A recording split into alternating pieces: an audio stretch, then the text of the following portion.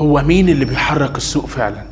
هل هم المتداولين الصغيرين ولا في جهات اكبر بتشد الخيوط من ورا الستار؟ اللي ممكن ما يكونش واضح لمعظم الناس ان في لاعبين كبار بيتحكموا في حركة الاسعار بشكل مباشر او غير مباشر. في كيانات ومؤسسات كبيرة زي بنوك مركزية، صناديق استثمار، وصناع السوق، ولما يدخلوا السوق يقدروا يحركوا السعر زي ما يحبوا، وبيشتروا كميات كبيرة فيبان ان الطلب عالي، يخلي السعر يطلع والناس تدخل يقوموا هم يبيعوا فوق ويكسبوا. كمان بيستخدموا التحليل الفني وبيدخلوا مع الأخبار والسيولة العالية، وبيظهر نقط دخولهم مع البرايس أكشن. بس الفرق بقى إن هم بيقدروا يأثروا على السعر علشان يخدعوا اللي بيتابع التحليل.